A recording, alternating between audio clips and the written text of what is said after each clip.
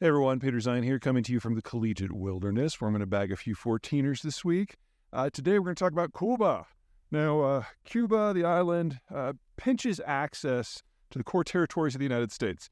What makes the United States a world power is not just the fact that it's basically a continent in size, but it's got the greater Mississippi right in the middle of it, which overlays the world's most productive arable land.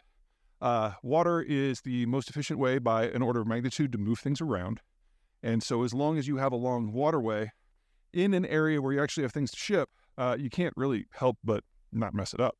And believe me, we've been trying for decades. And if you look at the last 4 presidents, and yet we're still here. Now, Cuba, because it straddles the access points to the Gulf of Mexico, has the possibility to end the United States as a major power.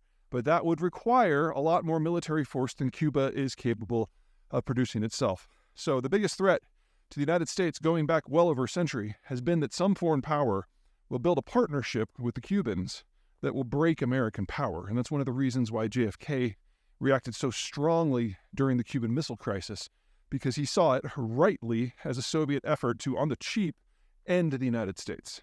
Now, since the Cold War ended and Cuba lost its Soviet sponsorship, I have been expecting a warming of relations and a change in the bilateral relationship for some time.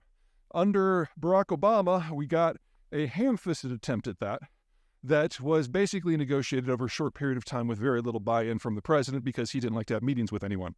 And what we got was a deal of limited economic opening, minimal political connections, and it was a bad deal, start to finish. It was sophomoric, it was lazy, but above all, it was stupid. And so when Donald Trump came in, he killed that deal, saying that, we should have gotten a better deal. And he is right.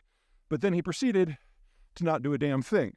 And that was sophomoric, and that was lazy, and that was stupid.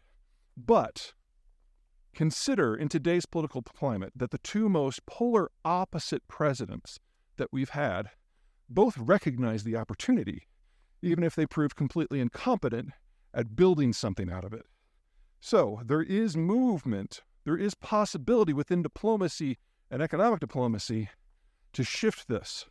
Now, the window of opportunity we had after the Castros died is obviously gone. And the new regime, which is the old regime, just with like the third stringers, has definitely thrown in its lot to a little bit with the Russians, but the Russians don't have the money that they used to, so now the Chinese.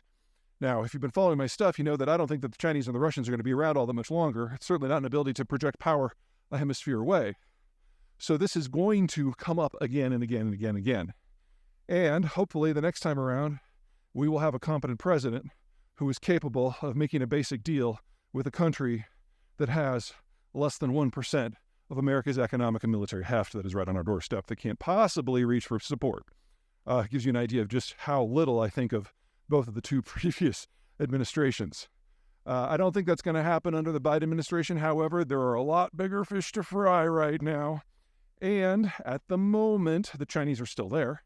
And as long as the regime in Cuba feels that it has a foreign lifeline, it's going to grab on with both hands. So a deal on this is inevitable. Doesn't mean it's imminent. All right. That's it for me. You guys take care.